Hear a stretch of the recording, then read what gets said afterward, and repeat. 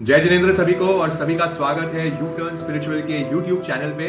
और वापस आज हम एक और मुमुक्षु आत्मा के साथ आपके समक्ष उपस्थित हो रहे हैं। हमारे साथ आज मुमुक्षु रिद्धि जी जैन मौजूद है, जो कि जिनका जन्म तो जोधपुर शहर में हुआ है, पर ये अब निवास करते हैं भोपालगढ़ में, पूरी शहर में। मन में क्लिक हुआ कि क्या मैं भी साध्वी बन सकती हूँ क्या, या फिर मैं साध्वी बनूंगी तो कैसे लगूंगी ऐसे वस्त्रों में। तो वैराग्य की शुरुआत थी मतलब बचपन से ही हो गई थी। मैं जब लगभग एक एक साल की थी तब माँ शक्ति से विनीत प्रवाह वहां से आरती तारा 3 का भोपाल के चातुर्मास हुआ था। तो महाराज से गोचरी के लिए बता रहे तो मम्मी से बोला कि 3 3 बेटियां हैं, एक तो दिशाचल में 2। तो मम्मी ने मेरे को लिया और पाटरे में बैठा दिया, बोले लो महाराज से अच्छा। आज की है कि नहीं रिद्धि, देखो दीक्षा लेनी है ना तो पहले तो ये आदतें छोड़नी पड़ेगी। जैसे सुपारी की बहुत आदत थी, दिन में 4 5 पैकेट ऐसे ही आ जाती थी। कोल्ड ड्रिंक्स की बहुत गंदी आदत थी। और मतलब ऐसे खाने पीने में फास्ट फूड ही खाते थे, रोटी तो मेरा में आके खाना सीखा है। हाथ में सोने चांदी, मेरे पास पैसे थे, मैंने सारे घर पे भिजवा दिए। मतलब ऐसा था कि घर पे जाने के लिए 1 रुपया भी जेब में नहीं था मेरे पास। और मैं 3 वीके के त्याग कर लिए थे मैंने। और घर पे मतलब ऐसे समाचार करा दिए कि मेरे आज से 3 वीके के त्याग है, जब तक आप लोग अनुमति नहीं देते हो मैं त्याग नहीं बोलूंगी करके। अब सदा ये सुन नहीं वैसे तो परमात्मा है कि मनुष्य माइनस इच्छा इज इक्वल टू भगवान। अगर मनुष्य में से इच्छा चली गई ना तो वो भगवान बन गया। कह रहा कि भावना हुई, सब लोग चले गए, खत्म कर दिया दोस्त। मैंने बोला ठीक है भाई, तुम लोग भी मेरे साथ नहीं चलने वाले हो, मेरे कर्म साथ में चलने वाले। तो मेरे को अपने कर्म काटने के लिए संयम मान कर आगे बढ़ना मतलब बढ़ना है करके। अगर तुम लोगों के मुंह में अटकूंगी या फिर उसमें रह जाऊंगी ना तो मैं कभी आगे ही नहीं बढ़ पाऊंगी। मतलब मेरे को क्रोध कषाय का उदय बहुत ज्यादा रहता था। और जीत तो इसने थी कि अगर पूरी नहीं हो तो सामने वाले को झुकना पड़ेगा, मैं नहीं झुकती थी ऐसा। जय जिनेंद्र सभी को और सभी का स्वागत है यू टर्न स्पिरिचुअल के यूट्यूब चैनल पे। और वापस आज हम एक और मुमुक्षु आत्मा के साथ आपके समक्ष उपस्थित हो रहे हैं। हमारे साथ आज मुमुक्षु रिद्धि जी जैन मौजूद है, जो कि जिनका जन्म तो जोधपुर शहर में हुआ है, पर ये अब निवास करते हैं भोपालगढ़ में, पूरी शहर में वहां पे ये निवास करते हैं। और 16 जनवरी को जो दीक्षा होने जा रही है उसमें सबसे कम उम्र की यदि कोई दीक्षा हो रही है वो है रिद्धि जी जैन की, जिनकी आयु केवल 17 वर्ष की है। 17 ईयर्स में इन्होंने लाइफ का बहुत बड़ा डिसीजन ले लिया है कि इनको दीक्षा के पथ पर आगे बढ़ना है।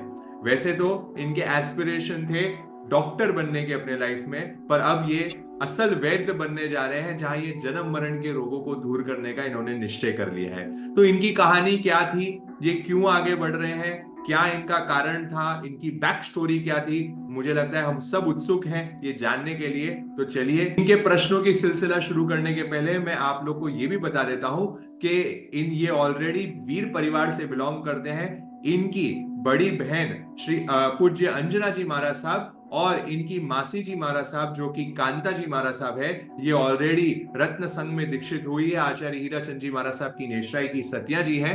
तो ऑलरेडी इनका बैकग्राउंड तो बड़ा धार्मिक और वीर परिवार का रहा है, पर वो होने से अंतर में दीक्षा की भावना इनके कैसे आई ये हम जानने के लिए उत्सुक हैं। तो प्रश्नों का सिलसिला शुरू करते हैं। रिद्धि जी हमें बताइए, सबसे पहला प्रश्न बहुत सब हमारी ऑडियंस को मालूम है, हम यही पूछते हैं कि वाई दीक्षा, क्यों दीक्षा, ऐसा क्या हुआ, क्या कारण हुआ कि 17 साल में आपके जीवन का यू टर्न होते हुए आप दीक्षा लेने जा रहे हैं। दीक्षा परमानेंट सुख का मार्ग है। और सभी जो संसारी होते हैं वो टेम्पररी सुख के लिए भागते हैं, बट मेरे को स्टार्टिंग से था कि मेरे को अगर कुछ चीज चाहिए ना तो वो परमानेंट चाहिए। तो फिर सुख भी छोटा या फिर क्षण मात्र का, तो फिर लाइफ टाइम का, या फिर परमानेंट सुख ही चाहिए। तो बस संयम। संयम मतलब मेरे को नए दीक्षार्थियों को, नए नए जो वैरागी वगैरह होते हैं नव दीक्षित को देखने का स्टार्टिंग से बहुत शौक था। अच्छा। तो मतलब हमारे भोपालगढ़ ग्राम के अंदर महाराजा वगैरह पधारते रहते हैं, देवगुरु की कृपा बरसती रहती है। तो महाराजा का पधारना हुआ, उनमें 4 4 नवदीक्षित थे। मतलब उनके श्वेत वस्त्र, उनके केसरी या मतलब चद्दर, उनका ओगा, उनके हाथ की मेहंदी, ऐसे देख के लगता था महाराजा पधारे तो मन में क्लिक हुआ कि क्या मैं भी साध्वी बन सकती हूँ क्या, या फिर मैं साध्वी बनूंगी तो कैसे लगूंगी ऐसे वस्त्रों में। मतलब ऐसा था कि शादी का पहले भी नहीं था कि शादी करनी है। घर पे यही बोलती थी कि मैं शादी नहीं करूंगी, मैं घर पे रह लूंगी, कुछ भी हो जाए अपना कर लूंगी, कैसे भी पालन, कैसे भी मतलब गुजारा कर लूंगी, बट शादी नहीं करूंगी। ऐसा स्टार्टिंग से था, बट ऐसा भी नहीं था कि दीक्षा लूंगी करके। क्योंकि हम्म। मराठा से मतलब कांटेक्ट में तो थे, काफी सारे मराठा आना जाना रहता था, बट वो नहीं था कि संयम की भावना बन जाए करके। बट मेरे तो वैराग्य की शुरुआत थी मतलब बचपन से ही हो गई थी। मैं जब लगभग एक 1.5 साल की थी तब महाशक्ति श्री विनीत प्रभु जी महाशय आदि टाना 3 का भोपाल के चातुर्मास हुआ था। तो महाशय गोचरी के लिए पधारे तो मम्मी से बोला कि 3-3 बेटियां हैं, एक तो जिनशासन में 2। तो मम्मी ने मेरे को लिया और पात्र में बहरा दिया, बोले लो अच्छा, महाशय आपकी है। क्या बात है, क्या बात है। 1-1.5 साल के थे तभी आप? हाँ, तो महाशय में कुछ टाइम ऐसे स्तनक में लेके चले गए, बट ऐसा नहीं था कि वापस संजोग से मेरी दीक्षा की भावना बनेगी और मैं जिनशासन में गुरु हीरा के सानिध्य में जाऊंगी और उन्हीं महाराजों के सानिध्य में मेरी दीक्षा होने वाली है 16 जनवरी को। क्या बात है। तो आपको मतलब प्रॉपर पात्रे में बहरा दिया था, वो स्थानक भी ले गए थे आपको ऐसे?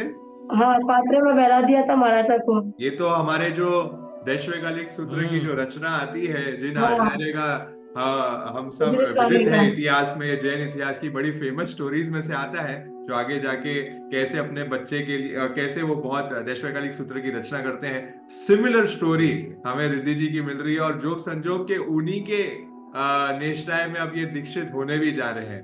तो ये तो बहुत ही गजब जोग संजोग की बात। और आज के इतिहास क्योंकि मैं तो छोटी थी, मेरे को संयम का कुछ मालूम नहीं था, घर वालों ने बहरा दिया। हाँ, बट देखो कि मैं मतलब संयम ही मेरे को पुकार रहा था कि मुझे संयम ही लेना है, इसलिए तो संसारियों की मतलब शादी वगैरह में भी इंटरेस्ट नहीं था स्टार्टिंग से। और छोटी उम्र तो नहीं है, भगवान ने तो 8 साल की एज बताई है दीक्षा की, मैं तो 17 साल की हूँ। देखिए, आप जो बार बार बोलते हैं उम्र छोटी, तो इसका मतलब ये नहीं है कि अनुभव छोटा है, ज्ञान छोटा है। एक ही वाक्य में इनने बोल दिया कि आपको लग रहा है मेरी उम्र छोटी है, पर भगवान की आज्ञा है कि 8 वर्ष में हो जाता है। तो इनको तो ये लग रहा है कि मैं तो शायद जो है 9 वर्ष लेट हो गई हूं, इनकी ऐसी तड़प दिख रही है। तो यही कहना होगा कि ये तो सहज पुण्यवानी है जिस वजह से ऐसा हुआ है। पर जो आप बोल रहे थे कि एक शादी की इच्छा नहीं होती थी, पर आप जब श्वेत वस्त्र में देख रहे थे वो देखने की आपकी इच्छा होती थी, तो ये उम्र में जहां सब लोग एक्टर को देखते हैं, स्पोर्ट्समैन को देखते हैं, भावना ये होती है कि मैं इनकी तरह कपड़े पहनूं, इनकी तरह मेकअप करूं, इनकी तरह ड्रेसेस लेके आऊं, ज्वेलरी लेके आऊं, घड़ी लेके आऊं, ऐसी गाड़ी घोड़ों में घूमूं। तो वो दृश्य नहीं भी आपके मतलब पास ऐसे था संसार कि में मेरे को थे। स्टार्टिंग से संसारियों की चीजें अच्छी लगती ही नहीं थी, मतलब ऐसे रेडी होना और बहुत ऐसे गंदा लगता था। ठीक है, मजबूरी की वजह से होना पड़ता था, क्योंकि शादी वगैरह में जाना भी मेरे को पसंद नहीं था। अच्छा। ज्यादातर ऐसा होता था कि मैं अकेली घर पे रहती, घर वालों को बोलती आप लोग जाके आ जाओ, मेरे को नहीं जाना करके। क्या बात है। तो मतलब आपके बचपन से कोई ज्यादा बाहर घूमने के शौक नहीं थे, कपड़े के नहीं थे, नहीं, खाने पीने के भी शौक नहीं थे आपके? नहीं खाने पीने का बहुत शौक था मेरे को, हर चीज का मतलब खाने पीने का बहुत था। और कुछ कुछ मतलब ऐसी आती भी थी जो तो खानी जरूरी थी, नहीं खाती तो चलता ही नहीं था। जैसे कोल्ड ड्रिंक्स वगैरह तो दिन की 5-5 बोतल पीती थी मैं। क्या बात कर पांच रहे हो। 5 बॉटल दिन की कोल्ड ड्रिंक? अच्छा, अच्छा। आराम से 5-6 बोतल तो एपी बोतल जूस आता है ना, वो तो मेरी 5-6 बोतल डेली की हो जाती थी। बट हम्म। देव गुरु की कृपा हुई कि इच्छा अनिच्छा में बदल गई। क्या बात है। तो यही जो इच्छा अनिच्छा में है, क्योंकि सब लोगों का प्रश्न आता है। पहले तो देखो ऐसा लग रहा था कि आपकी कहानी सहज है, अरे कुछ नहीं है, ये तो पुरानी तपस्वी आई हुई है, पात्र में बैठा दिया जिस वजह से हो रहा है। पर अभी आपने बताया एक चीज का तो था, खाने पीने का। और 5 कोल्ड ड्रिंक कोई छोटी बात नहीं होती, बहुत बड़ी बात होती है। तो ये 5 कोल्ड ड्रिंक से अब जिस जीवन में आप जाने वाले हो, वहां तो आग्रह ही नहीं होता है कोई खाने का, आग्रह ही नहीं होता है कोई पीने का, और खासकर कोल्ड ड्रिंक तो मिलने ही नहीं वाली है आपको। तो इसके लिए आपने आपका मनोबल कैसे मजबूत किया, या इसके पीछे क्या कारण, क्या निमित्त रहे जिससे आपको ऐसी सूझबूझ हुई और आप ये पूरा इच्छा आपकी अनिच्छा में कन्वर्ट हो गई? ऐसा हुआ कि मतलब मेरे को मेहनत कुछ भी नहीं करनी पड़ी कि किसी चीज का त्याग करना पड़ा करके। वैराग्य की भावना हुई तो अपना मन में ऐसा लगा कि नहीं रिद्धि, देखो दीक्षा लेनी है ना तो पहले तो ये आदतें छोड़नी पड़ेगी। जैसे सुपारी की बहुत आदत थी, दिन में 4-5 पैकेट ऐसे ही आ जाती थी। कोल्ड ड्रिंक्स की बहुत गंदी आदत थी, और मतलब ऐसे खाने पीने में फास्ट फूड ही खाते थे। रोटी तो वैराग में आके खाना सीखा मैंने, अच्छा। अच्छा। ज्यादातर फास्ट फूड की आदत थी। बट ऐसा था कि मेरे को अंदर से कुछ मेहनत नहीं करनी पड़ी कि वो छोड़ रही हूँ, अपने आप छूट रहा था देव गुरु की कृपा से मेरे से। मतलब उनका ही चमत्कार है गुरुदेव का कि मेरे को ऐसा कुछ फील नहीं हुआ कि मैं किसी चीज को छोड़ रही हूँ, ये त्याग कर रही हूँ करके। जी, तो रिद्धि जी अगले प्रश्न पे चलते हैं।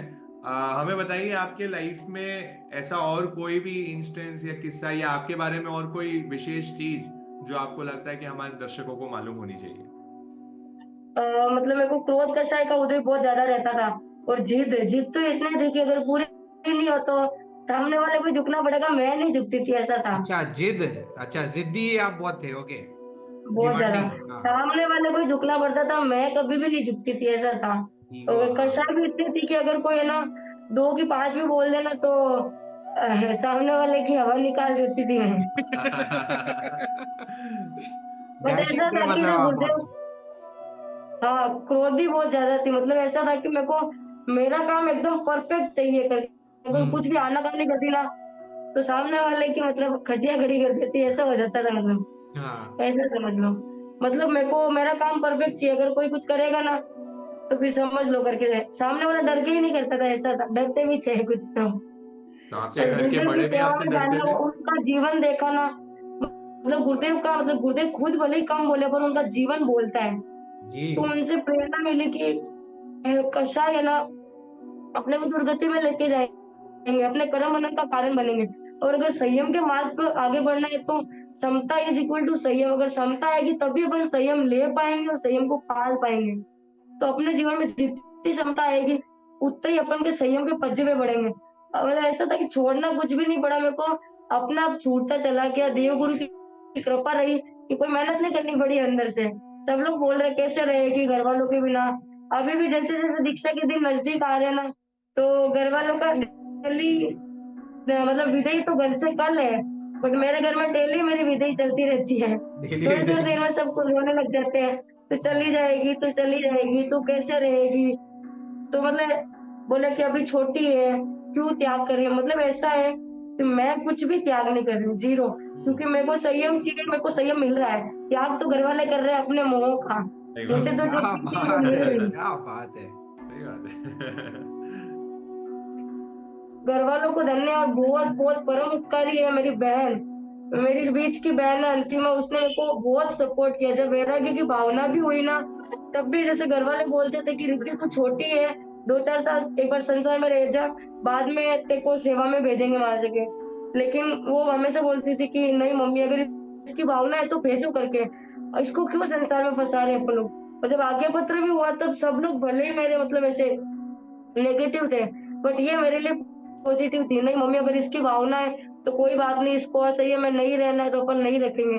और अभी दीक्षा भी खुली, तब भी घर वाले बोले कि नहीं गुरुदेव 3 महीने पहले दीक्षा खोलो, हमें ज्यादा टाइम चाहिए।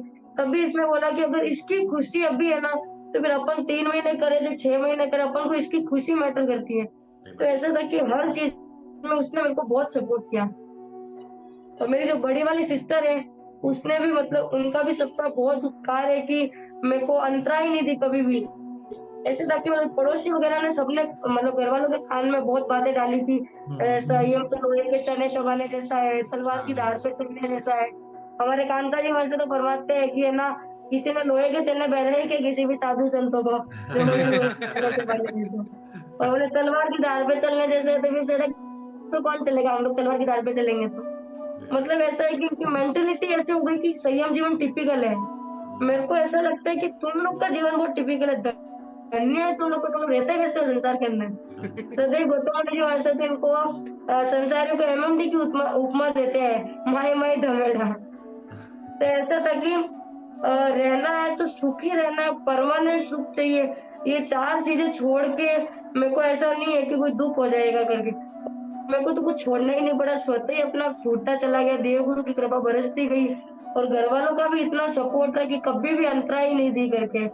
आज भी मतलब इतने अहोभाव से गुरुदेव के जाते हैं दर्शन करने, तो मतलब ऐसे बोलते हैं कि धन्य है भगवान, आपकी कृपा से हमारे घर से भी कोई निकल रहा है करके, हमारी पुण्यवानी है। तो मतलब ऐसा था कि धर्म के संस्कार स्टार्टिंग से थे, तो इतनी अंतराय नहीं आई जो नॉर्मली और भी दीक्षार्थियों के जीवन में आती है।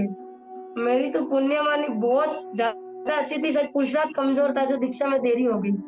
8 साल अब बताइए भगवान ने, मैं 17 साल की हो गई हूँ, 9 साल लेट हो गया है।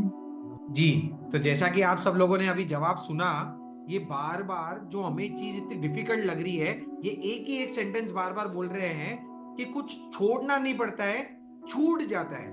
छोड़ने में बहुत एफर्ट्स लगता है, बहुत संघर्ष लगता है, बहुत डिफिकल्टी लगती है, और छूटना सहज होता है।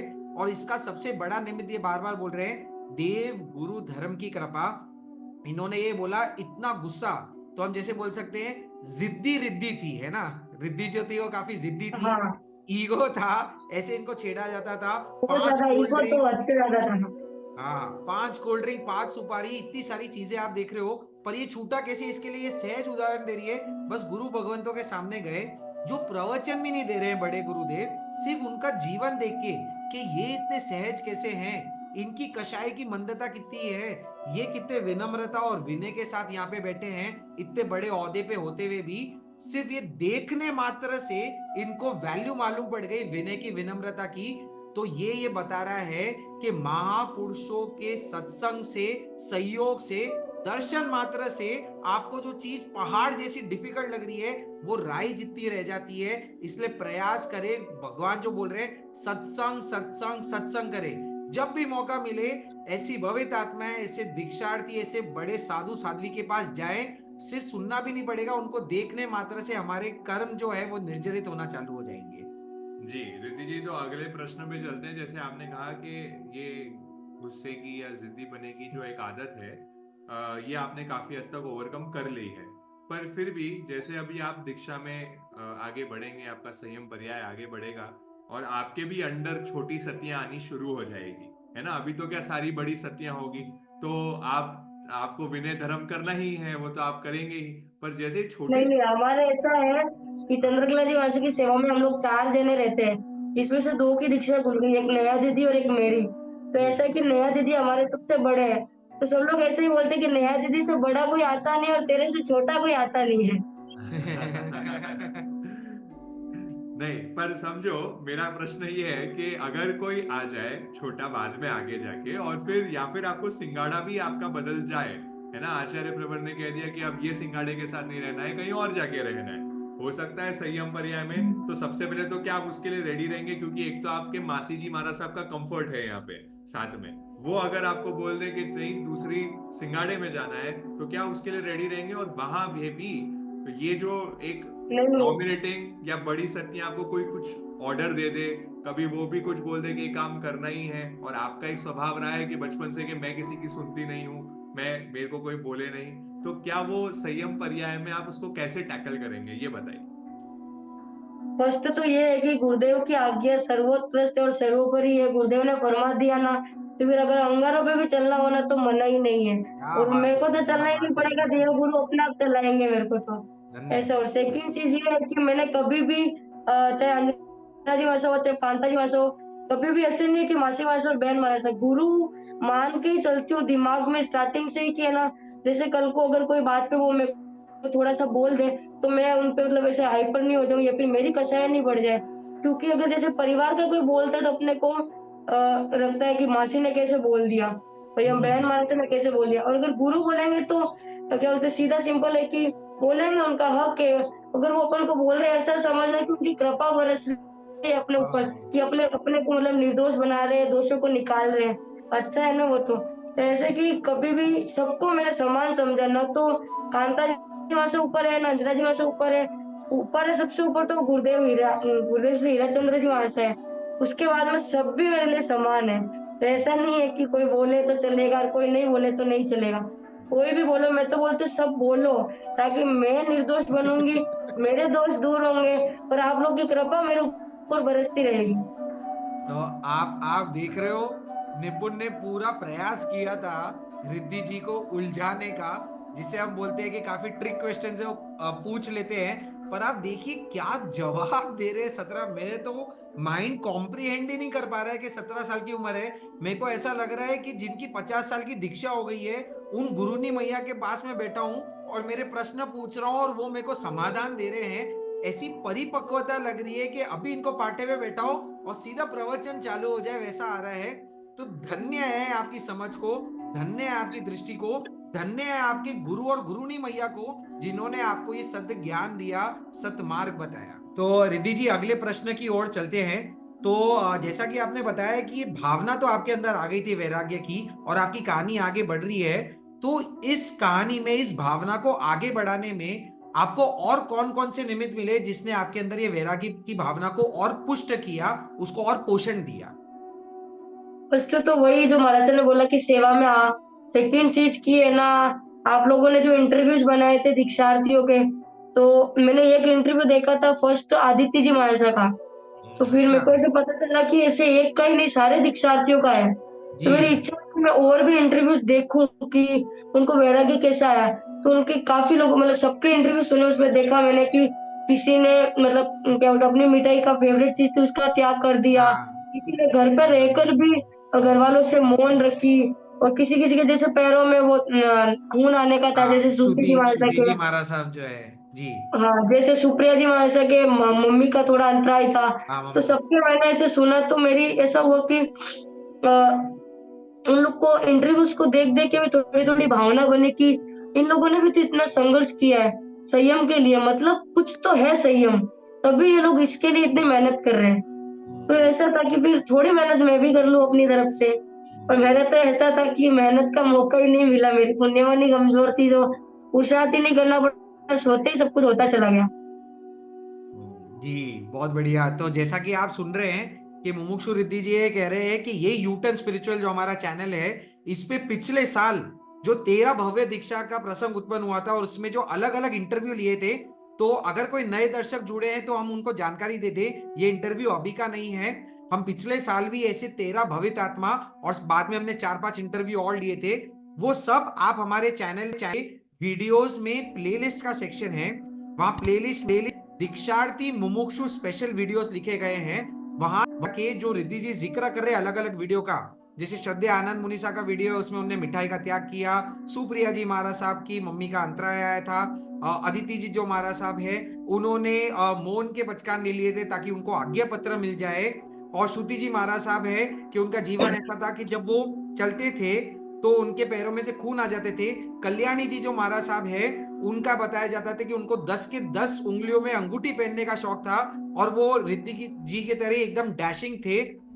तो ऐसी भी कहानियां, अगर आपको ऐसी रोचक कहानियां जाननी है तो वो सब हमारे चैनल पे उपलब्ध है। जैसे रिद्धि जी को वो सुन के काफी प्रेरणा मिली है, हो सकता है कोई मुमुक्षु आत्मा अभी ये दर्शक देख रही हो, आप भी ये कहानियां जरूर सुने। और खासकर रिद्धि जी का ये इंटरव्यू तो बहुत गहराई से सुनिएगा, क्योंकि 17 साल की रिद्धि जी भी हमें ये प्रेरणा दे रही है कि हम भी कैसे संयम के पजवे आगे बढ़ा के दीक्षित होके जैन साधु या जैन साध्वी बन सकते हैं। रिद्धि जी, आप मतलब आप जितना इजीली इस चीज को बोल रहे हैं उतना इजीली हमें लग नहीं रहा है, मतलब ये कैसे छूट जा रही है। पर ये हमने कहीं स्टोरीज में भी देखा कि जब दीक्षा की प्रबल भावना शुरू हो जाती है या वो वैराग्य अवस्था में इंसान आना शुरू होता है, उसको वो आनंद की प्राप्ति होने लग जाती है कि उसको बाकी के जो क्षणिक सुख है, टेम्पररी सुख जो लगते हैं, चाहे वो जंक फूड से हो, चाहे वो कोल्ड ड्रिंक, चाहे वो सुपारी की बात कर रहे हैं, इन सारी चीज वो बहुत ही तुच्छ लगनी शुरू हो जाती है। तो जब हायर चीज मिल जाए तो लोअर पे कोई कुछ अटकता नहीं है। पर फिर भी मैं रिद्धि जी आपसे ये पूछना चाहूंगा कि आपने जैसे कहा बचपन से तो आपके वैराग्य की बड़ी भावना रही, मतलब दीक्षा के लिए आप सोचते थे, शादी नहीं करने का सोचते थे, पर फिर भी जो ये फाइनल डिसीजन रहा, क्या निमित्त ऐसा बना कि आप लगभग आप 1.5 साल तक वैराग्य अवस्था में चंद्रकला जी महाराज साहब की सेवा में रहे वहां पे जोधपुर शहर में। तो आपने कैसे ये मनोबल तैयार करा कि शादी तो नहीं करनी पर दीक्षा का जो फर्म डिसीजन है वो कैसे तैयार हुआ, क्या निमित्त मिला, क्या वो ओकेजन थी, उस पर भी थोड़ी आप चर्चा करें। मतलब ऐसा था कि मेरे को घर वाले भी बहुत बोलते थे कि रिद्धि कोल्ड ड्रिंक जैसा हानिकारक है, ये सब चीजें नहीं खाना। तो मेरे से नहीं छूट रही थी, नहीं मैं छोड़ पा रही थी, लेकिन वैराग्य की भावना हुई ना, तो महाराज सर की सेवा में रहते रहते अपना आप सब चीजों की आदत हो गई, पैदल चलने की, कहीं पे खाना मिलता था कहीं नहीं, कहीं पानी मिलता था कहीं नहीं, कैसे मतलब जीवन का गुजारा करना है। और रही बात दिन हुआ, मतलब ज्यादातर ऐसे लोग सोचते हैं कि दीक्षा लेने के बाद दिन भर बस किताबों में किताबी कीड़ा बन के रहना है करके। तो ये तो मेरे को स्टार्टिंग से ही था मेरा, मतलब 11th क्लास तक जब तक पढ़ी ना, दूसरी चीजों में कभी कोई संसार की चीजों में मैंने ध्यान नहीं दिया। मेरे को पढ़ाई का स्टार्टिंग से ही बहुत शौक था, मतलब तो वो चीज मेरे को नहीं लगी नहीं कि मेरे को यहाँ पे पढ़ना है करके। और एक अच्छी आदत थी कि मेरे को जो भी याद करना है कंठस्थ करना है, ऐसा नहीं कि अभी करके कल भूल आगे पाठ पीछे सपाट वाला काम ही नहीं था। भले चार गाता ही करूँ बट मेरे को पक्की याद करनी थी। तो मतलब ऐसा था कि स्टार्टिंग से मतलब जैसे संसार में राग, मतलब है ना क्या बोलते, रस नहीं था ना, वैसे ही वहां पे भी ऐसे नहीं कि मतलब दूसरी बातों में या पर पंचायती में ध्यान बिल्कुल भी नहीं।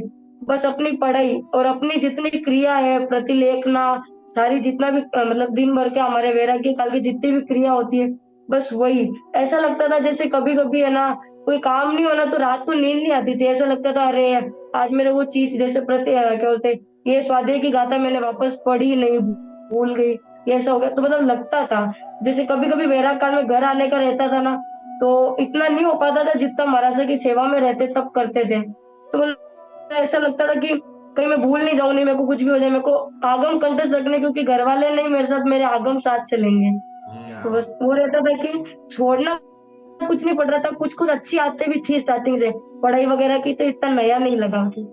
नहीं, तो ये आपका जो डिसीजन रहा दीक्षा का, जो फाइनल डिसीजन रहा कि अब मेरे को थोड़े टाइम ट्राई करके आना है, महाराज साहब की सेवा में रहना है, ये कौन सा निमित्त बना? मतलब क्या आपको किसी ने कहा कि तू जाके वहां पे रह, या फिर आपके स्वतः प्रेरणा से है कि अब मेरे को कुछ निमित्त मिल गया, मैं वहां जाऊंगी, मैं देख के मतलब आऊंगी? ऐसा हुआ था कि अभी पीपाड़ में 13 दीक्षा हुई थी ना, हम्म। तब कांता जी वहां से, मेरे मासी वहां से, तो दीक्षा में जाने के बाद तो दर्शन किए, तो महाराज सर ने बोला कि कौन सी क्लास में पढ़ती है, मैं बोली मासा अभी 12th स्टार्टिंग चल रहा है करके।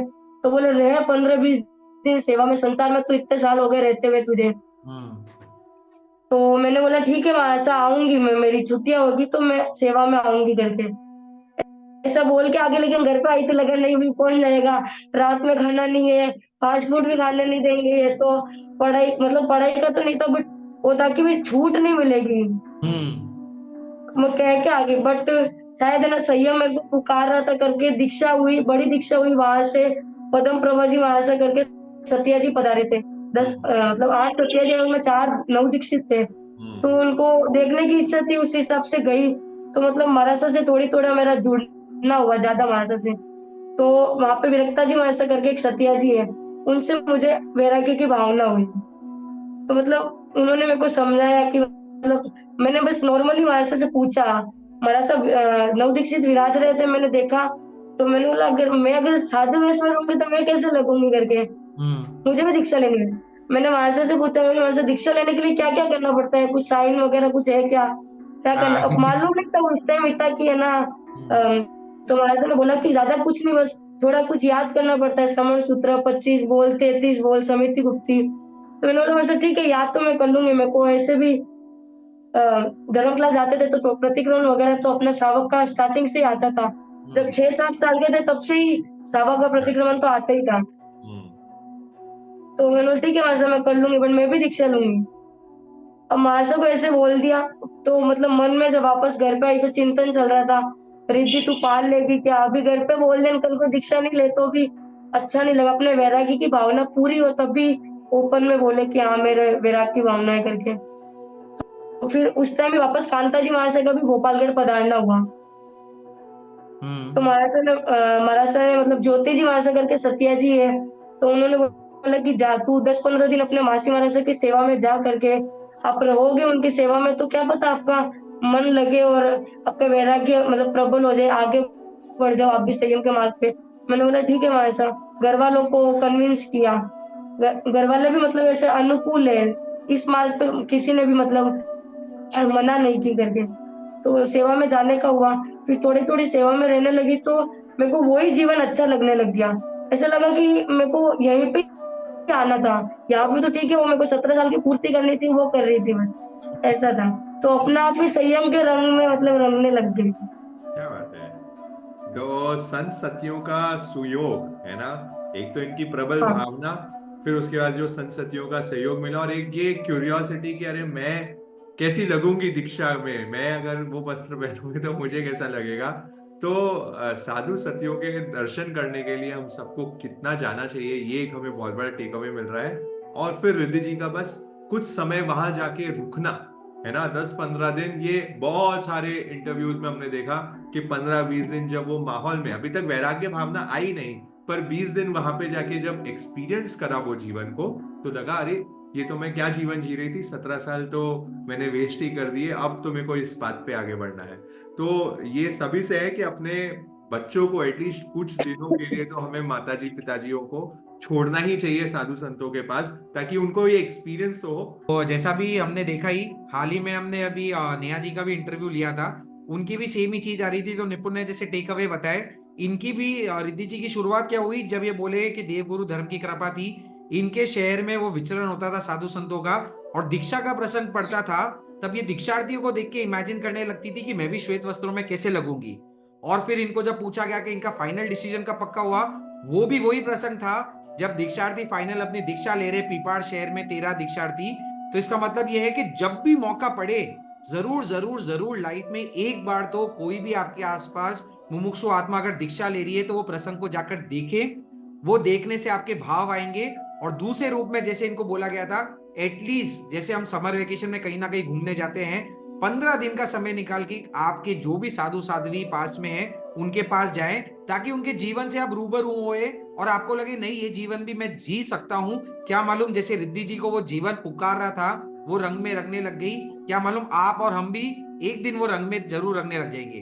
तो रिद्धि जी जैसे ये चीजें तो हमने जानी, पर हर जगह होता है अब आपके अंदर वैराग्य का रंग चढ़ने लग गया, तो सहज है आपने आपके मम्मी पापा से अनुमति मांगी होगी, घर परिवार से भी आज्ञा मांगी होगी, तो क्या आपको कुछ संघर्ष सहन करना पड़ा? उनका इनिशियल रिएक्शन क्या आया, या उन्हें सहज में बोल दिया जा बेटा तेरी इच्छा है तो दीक्षा ले ले? नहीं नहीं, ऐसे तो नहीं है, क्योंकि धर्म को समझते हैं तो अंतराय नहीं दी, पर मोह तो सबका ही रहता ही है। और मैं तो छोटी थी तो सबकी लाडली भी हूँ। तो मतलब उन्होंने अंतराय नहीं दी कि तुझे दीक्षा नहीं देंगे, पर उन्होंने बोला कि अभी थोड़े दिन और मतलब सेवा में रह करके सीख, अभी मैच्योरिटी आ जाए, अभी छोटी है, 17 साल में क्या देखा तूने, संसार को देख ले थोड़ा सा, क्या पता। तो मैंने बोला मतलब ऐसा हुआ कि फरवरी में अभी दीक्षा का उत्सव हुआ था, मतलब महोत्सव जोधपुर के अंदर, अभी 3 गुप्त दीक्षा हुई थी। तो मेरी भावना थी कि मेरी भी गुप्त दीक्षा हो, क्योंकि जब से मेरी संयम की भावना बनी तो मेरी इच्छा थी मेरी गुप्त दीक्षा हो, क्योंकि अपन आडंबर वगैरह करते हैं। तो मतलब मेरी बहन तो ऐसे बोलती तुम लोग दीक्षा से पहले इतने आडंबर करते हो, वो सारे पाप तुम दीक्षा लेने के बाद कब से हो गए। तो हो गए जी। मतलब ऐसा था कि मेरे को स्टार्टिंग से पता नहीं क्यों, बट ये सब करवाने का, वरघोड़े वगैरह का शौक नहीं था बिल्कुल ही। मेरे को मेरी गुप्त दीक्षा करवानी थी, तो मैंने बोला अभी मतलब मौका भी है, गुप्त दीक्षा हो रही है, मेरी भी हो जाएगी करके।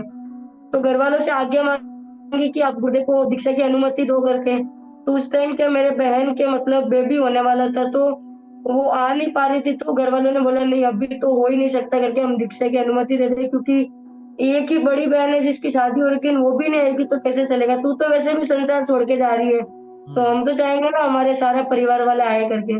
मैंने बोला कि कोई बात नहीं, वो वहां से मतलब भावना पालेंगे मेरी दीक्षा की, और तो क्या करके मैं आश्रय में रह रही हूँ, उसका क्या, छह गाय जीव बेचारी उनकी इंसारी, उनका क्या, उनको अभयदान देना है मुझे। तो घर वाले माने नहीं, तो मैंने अपनी तरफ से कोशिश की, मैंने घर मतलब अपने जो भी हाथ में सोने चांदी मेरे पास पैसे थे मैंने सारे घर पे भिजवा दिए। मतलब ऐसा था कि घर पे जाने के लिए 1 रुपया भी जेब में नहीं था मेरे पास, और मैं 3 बीघे के त्याग कर लिए थे मैंने। और घर पे मतलब ऐसे समाचार करा दिए कि मेरे आज से 3 बीघे के त्याग है, जब तक आप लोग अनुमति नहीं देते हो मैं त्याग नहीं खोलूंगी करके। अब आप इसको मेरी जिद समझो या दृढ़ता, अब वो आप पे डिपेंड करता है, बट मेरे को असह्य में नहीं रहना है करके। ऐसा हुआ तो घर वाला मतलब दूसरों के साथ में समाचार करवाए बहुत बार कि भाई रिद्धि से बात करो, वो छोटी है, 3 बीघे के त्याग कर रखे हैं, वो तबीयत खराब हो जाएगी उसकी। और मैंने बोला कि नहीं, अगर आपकी हाँ होना तो मैं आपसे बात करूंगी, वरना मैं आपसे बात नहीं करूंगी। ऐसा हुआ तो घर वाले माने नहीं, मतलब तो मैंने 5 बीघे के त्याग कर लिए पूरे ही। ओहो, क्या बात है। मैंने बोला ठीक है, फिर मैं 5 बीघे के त्याग कर लिए, मेरे अंतराई कर्म है, आपका कोई दोष नहीं है, मैंने कर्म बांधे हैं जो मेरे को संयम नहीं मिल रहा है करके। तो इधर मम्मी वगैरह गुरुदेव से बात वगैरह की, बोले गुरुदेव आप हमारी परिस्थिति समझो करके, मेरी दीक्षा की मनाही नहीं है, बस मेरी बेटी आ जाए करके। तो भगवान ने बोला कि अब आप भी समझो करके, इसको असह्य में नहीं रहना है तो फिर आप क्यों रख रहे हो करके। बोले भगवान हमारी मनाही नहीं, अगर ऐसा होता ना तो हम इसको घर से ही नहीं निकालते ना, हमने इसको घर से दिया मतलब इसको दीक्षा देंगे ना, तो आप हमारी भी परिस्थिति समझो। तो गुरुदेव ने बोला ठीक है, फिर अगर ये इतना बोल रहे हैं, अपन ज्यादा जिद करें, कल को ये बोल रहे थे कि हम दीक्षा दे देंगे, हम ही दीक्षा में नहीं आएंगे, तो मतलब किसी को भी अपने को है ना नाराज करके इस मार्ग पे आगे नहीं बढ़ना है, क्योंकि दीक्षा एक बहुत बड़ा मार्ग होता है, तो अपन को सब चीज देख के चलना है। ये लोग खुशी खुशी आज्ञा देंगे तो इनको भी हर्ष होगा कि मेरा बच्चा जिनसासन में जा रहा है, सही जगह पे जा रहा है। तो मैंने बोला ठीक है फिर। तो लगभग ऐसे 15 दिन मेरे 5 बीघे के त्याग रहे। उसके बाद में मैंने पारणा किया। तब इन लोगों ने आज्ञा पत्र दिया वहां पे गुरुदेव की सेवा में कि हम इसका आज्ञा पत्र देते हैं और जैसे ही हमारी बच्ची का काम हो जाए तो हम इसकी दीक्षा भी खुलवा देंगे, आके चला के बोलेंगे कि गुरुदेव इसकी दीक्षा खोलो करके। मैंने बोला ठीक है। अब उन्होंने सेवा में भेजा है तो ऐसा तो नहीं करेंगे कि मेरे को वापस ले आएंगे, थोड़ा विश्वास से भी चलना पड़ता है। ठीक है फिर आज्ञा पत्र दिया, फिर वापस मैं मेरे सेवा में रहने लग गई। अभी वापस दीक्षा का ऐसा हुआ तो गुरुदेव ने मतलब घर वालों से बात की। तो गुरुदेव ने बोला कि भाई 1 महीने का टाइम है, उससे ज्यादा तो नहीं मिलेगा। तो घर वालों ने बोला कि नहीं भगवान, हमारे तो 3 महीने पहले दीक्षा खोलो, सबसे छोटी बच्ची है, हमारा बहुत बड़ा परिवार है, हमें मतलब हमारे बहुत करना है ऐसे करके। तो गुरुदेव ने बोला कि नहीं, हम तो मतलब इतना मतलब क्या बोला, ज्यादा आडंबर अपने चलता नहीं है, करना नहीं है करके। आपको जो करना है 1 महीना है आपके पास, करना है जितना करो। मेरी तो इच्छा थी कि 1 महीना छोड़ के 1 घंटा भी नहीं करे, क्योंकि ठीक है अभी ये लोग कर रहे हैं, करते भी निभा के चल रहे हैं। बाकी भावना थी कि गुप्त दीक्षा हो करके। बट शायद पुण्यवानी में नहीं था गुप्त दीक्षा लेना, जो आज सब कुछ करना ही पड़ रहा है। तो ऐसा हुआ, घर वालों ने बात की, फिर दीक्षा का मतलब क्या बोलते, घर वालों ने स्वीकृति दी और दीक्षा खुली। उस दिन इतना हर्ष हुआ कि फाइनली मेरे को वो डेट तो मिल गई कि जिस दिन मैं संयम में आ जाऊंगी। मतलब ऐसा था कि किसी को 1 करोड़ रुपए की लॉटरी लगती है उतनी खुशी भी नहीं होती, जिससे 10 गुना ज्यादा खुशी मेरे को हुई थी कि मेरे को 16 तारीख को संयम मिलने वाला है। मतलब मेरी जो इच्छा थी मेरे को वो मिलने वाला है फाइनली। नहीं है सर। आप सब दर्शक देख ही पा रहे होगे जब इनने उत्तर दिया। आप इनकी बॉडी लैंग्वेज देखिए, जब ये बोल रहे थे एक्चुअल में ऐसा लग रहा था लॉटरी, इनके हाथ ऊपर हो रहे हैं, इनका शरीर पूरा का पूरा आगे आ रहा है, इनके आग गाल सब खिलखिला रहे, इनका रोम रोम पुलकायमान हो रहा है, वैराग्य इनके पूरा झलक रहा है। ऐसे देखकर भी फिर जब दर्शक कमेंट मारते हैं कि क्या 17 साल की लड़की है, इसको क्या अक्ल होगी, क्या दीक्षा ले रही होगी, सिर्फ साधु साध्वी ने बोल दिया होगा, भ्रमित कर दिया होगा, टोना टोटका कर दिया होगा। ये उन सब दर्शकों के लिए मैसेज है कि जो ये देखे कि आज की जो पीढ़ी है ये बहकावे में आके दीक्षा नहीं ले रही है, कोई दुखों से डर के दीक्षा नहीं ले रही है, कोई मजबूरी के वश होकर दीक्षा नहीं ले रही है, पूरी सोच समझ के दीक्षा ले रही है। प्राय ये कमेंट सुनने को मिलता है, जैसे इनकी बहन ने भी बोला था, अरे तुम दीक्षा तो ले रहे हो पर इतना आडंबर प्रदर्शन करते हो, इतने वरघोड़े निकालते हो, इतने जीवों को मारते हो। ये प्राय प्राय हमें भी अक्सर सुनने को मिलता है, हमारे पास भी जब हम सेशन लेते हैं डाउट आता है। तो आप देखिए क्लैरिटी, कोई भी मुमुक्षु, कोई भी वैरागी जो भवित आत्मा है उसकी ये भावना नहीं है। या रिद्धि जी भी क्या बोल रहे हैं, मेरी भावना तो क्या थी, बस गुप्त रूप में हो जाए, एक दिन का भी नहीं लगे मेरे को आडंबर, और साथ में ये लगे कि दीक्षा लेट क्यों हो, जितनी जल्दी होगी उतनी जल्दी 6 काय के जीवों को अभेदान मिलेगा। ऐसी कॉन्सेप्चुअल क्लैरिटी के साथ मात्र 17 साल की उम्र में आगे बढ़ रहे हैं। ये जिन शासन के प्रति हमारा गौरव और अहोभाव जगाता है कि उम्र, एज इज नो बैरियर जो बोला जाता है, वो यहाँ पे दिख रहा है, इनकी परिपक्वता दिख रही है।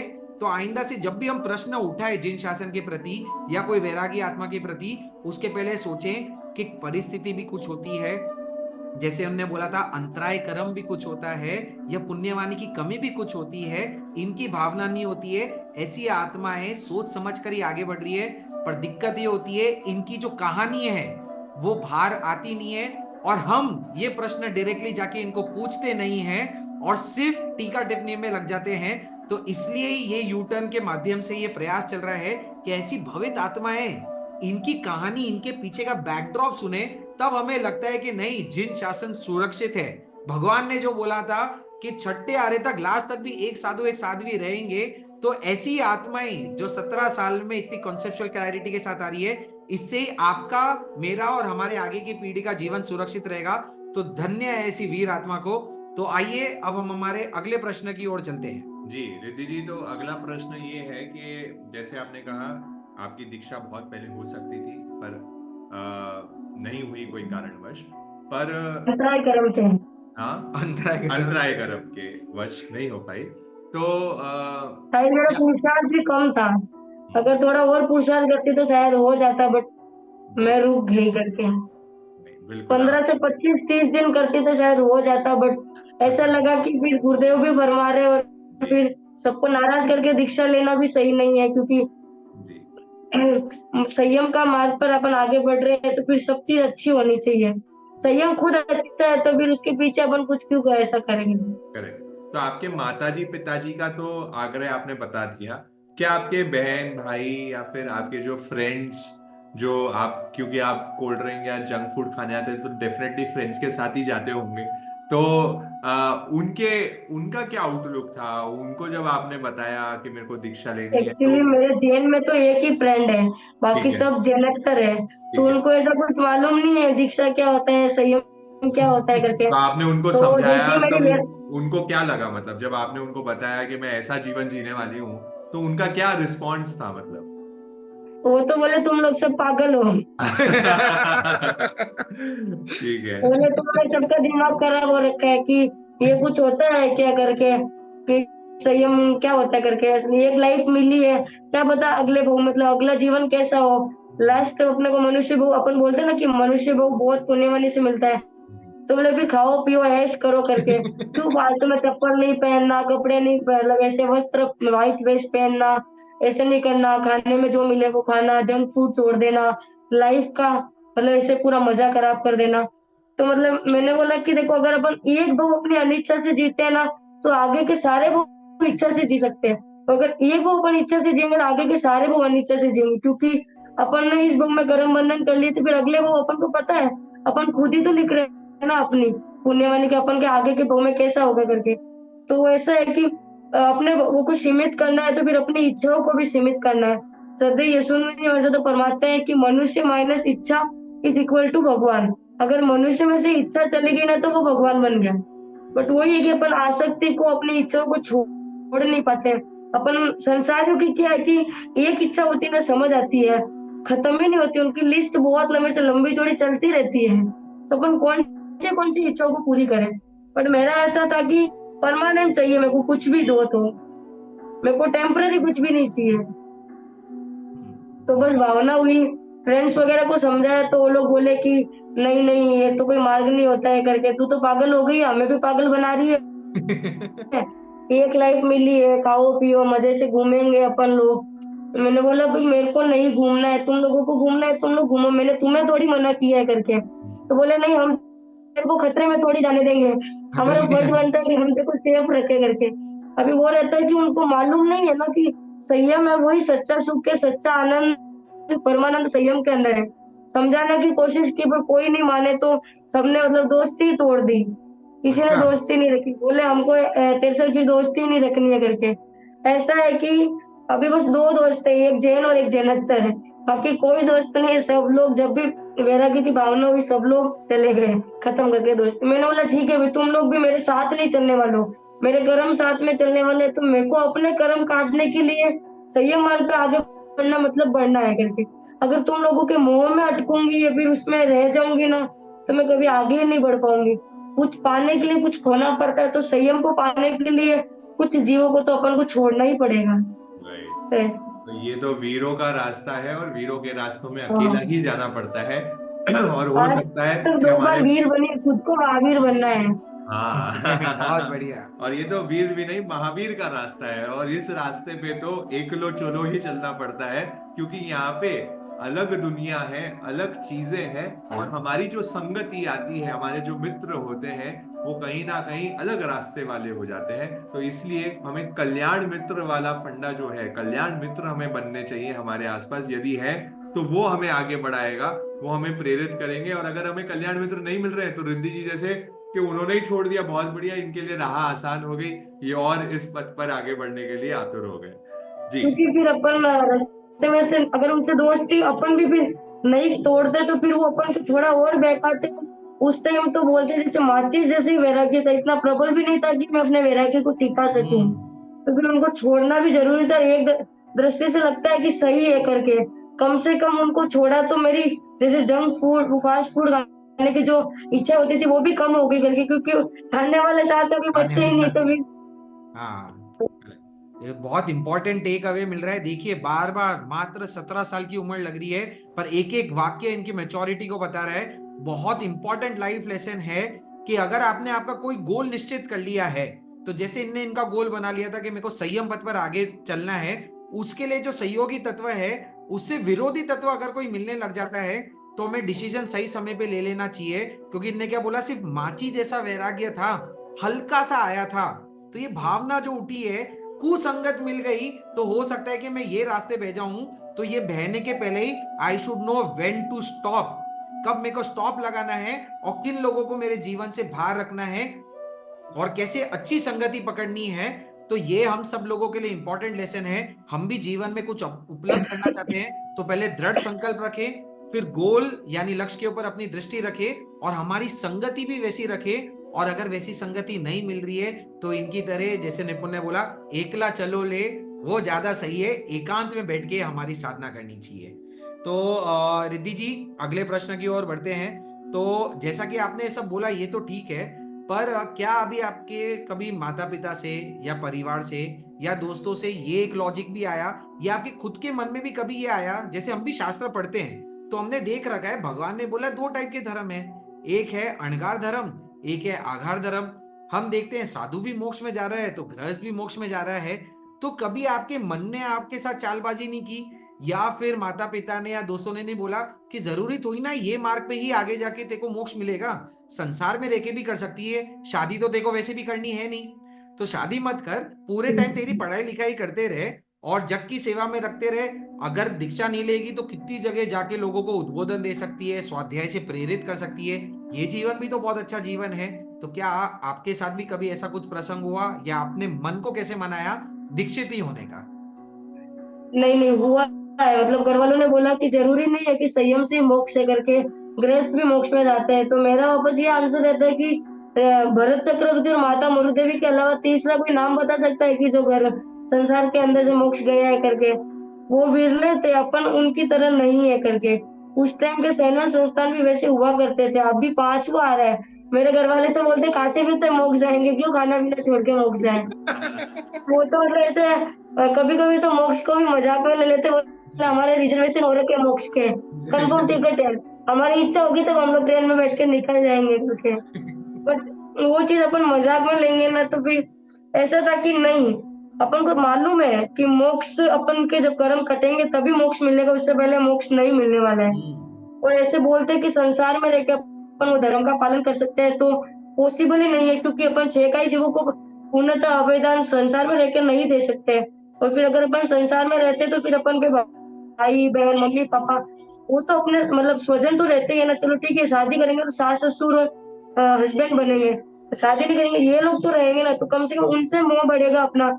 तो संसार में रह के जो अपन शुद्ध संयम को पालन कर सकते हैं वो ऐसा हो नहीं सकता है, पॉसिबल ही नहीं है। भगवान ने खुद ने उत्तराधीन में फरमाया कि जो सहसम सहसान संगा में दूजे जिन्हें एगो जिन्हें जब पाना में से परमो लो, मतलब जैसे कि और जो सहसम सहसानम तत्सवि संयम उद्दिन तत्सवि किंचनम, मतलब कि अपन रोज के 10 लाख गायों का भी दान दे और एक क्या क्षण मात्र का भी संयम का पालन करे तो वो इसकी बराबरी नहीं कर सकता है। संयम इतना महान है। बिल्कुल। तो जब भगवान ने भी अपन को बार बार बताया कि संयम गयो में माप पमाए, अब अपन संसार में रहते तो फिर संसार की चीजों में भी अपन कहते हैं, पर धीरे धीरे फिर पहले फोन का रहता है, फोन से लैपटॉप आता है, लैपटॉप से आईपैड, मतलब ऐसा है कि अपनी इच्छाएं बढ़ती रहती, खत्म होती नहीं है। पहले ऐसा था कि कीपैड से अपने पास एंड्रॉइड फोन आया, अभी एंड्रॉइड से कि आईफोन आया, अभी आईफोन से हर साल नया लॉन्च होता है कि मेरे पास नया वाला आईफोन होना करके। तो उनकी इच्छाएं संसार के अंदर रहकर सीमित करना अति कठिन काम है, और इतनी मेरी पुण्यवानी अच्छी नहीं है कि मैं संसार में रह के भी सब चीजों को सीमित कर लूं। तो बस ऐसा था कि लेना संयम ही है, क्योंकि भगवान ने 2 मार्ग बताए, आगार धर्म और अणगार धर्म, उसमें भी टॉप वाला मार्ग है तो अणगार धर्म। तो बचपन से सब कुछ टॉप चाहिए था तो बस मार्ग भी टॉप ही चाहिए था, तो बस डिसाइड किया लेना तो संयम ही है। क्या बात है। आप उत्तर देखिए, मतलब बार बार ये लग रहा है कि जो बड़े हैं वो तो बच्चों की तरह उत्तर दे रहे हैं कि हमारा तो भैया रिजर्वेशन हो गया, हम खा पी के मोक्ष जाएंगे, और जिसे हम बच्ची बोल रहे हैं वो क्या बड़े बड़े ज्ञानी महापुरुष है, वैसे कथन कर रही है, वैसे वचन कर रही है, कितना अहोभाव आ रहा है। और एक चीज अच्छी बोली, कितनी क्लैरिटी, कि जब जीवन में सब कुछ टॉप चाहिए तो हमारी ये इच्छा क्यों नहीं होती कि संयम के मार्ग पर यानी स्पिरिचुअलिटी के मार्ग पर भी मेरे को टॉप से टॉप वस्तु मिले।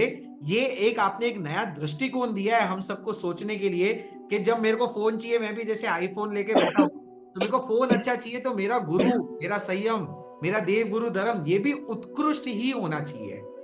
बिल्कुल जी। तो रिद्धि जी, बस आखिरी प्रश्न पे जाते हैं। आचार्य प्रवर हीराचंद जी महाराज साहब और भावी आचार्य महेंद्र मुनि जी महाराज साहब, इनके पास जब आप लास्ट दर्शन करने गए होंगे तो इनकी क्या हित शिक्षा रही जब दीक्षा खुल गई, जब अनुमति मिल गई, तो इनकी क्या हित शिक्षा आपके लिए रही, वो भी हमारे दर्शकों को बताएं। भावी आचार्य भगवान ने फरमाया कि आणय मामगम धम्मम जैसी श्रेष्ठ आराधिका और संयम गोयम माँ पमाय जैसी उत्तम आराधिका बनना है। ये हित शिक्षा भगवान ने फरमाई, और वो गाथा है, वो लाइन मेरे जीवन में आए, ऐसी कृपा और गुरुदेव मेरे ऊपर बरसा दे। ये मेरे को फर्स्ट मेहनत लाइन की करनी क्या है अर्थ था, वो कि भी आप समझा दीजिए हमें। संयम गोयम माप मैं तो सब जानते हैं, उसके पहले का जो आप, समय मात्रा हाँ उसके पहले आपने क्या कहा। आना है मामगम धम्मम, मतलब भगवान ने ऐसा फरमाया कि मैंने जब दीक्षा खुलने के बाद, दीक्षा खुली तब मैं घर पे थी, क्योंकि ऐसा था कि हमारी दीक्षा तो 16 जनवरी को खुल गई थी, बट ऐसे ओपन में आप लोगों के पास समाचार 18 को शाम को आए थे। तो 16 दिसंबर। जैसी दीक्षा हुई, जैसे हाँ 16 को खुल गई थी, तो दीक्षा खुली और घर वालों से कह दिया कि इनकी दीक्षा 16 जनवरी की है, आप अपनी तैयारी करो करके। तो वापस अगले दिन हमारे मेडिकल टेस्ट वगैरह हुए और हम लोग घर पे आ गए थे। तो दीक्षा मैं थी घर पे और दीक्षा खुली वहां पे। वापस दीक्षा खुलने के बाद अभी जब कपड़े फटे थे हमारे, तो 3 तारीख को ही जाना हुआ, उससे पहले नहीं हो पाया। तो मैंने बोला गुरुदेव से कि गुरुदेव आपने अनंत अनंत कृपा की इस जीव के ऊपर कि आप में मेरे को संयम के लायक समझो, मेरे को भी 16 जनवरी को संयम दान देने जा रहे हो। तो भगवान ने बोला कि देखो, जैसे सिंह की तरह संयम ले रहे हो ना, तो सिंह की तरह ही संयम को पालना। ऐसे नहीं कि अपन शेर की तरह संयम लेकर के गीदड़ की तरह संयम का पालन करें।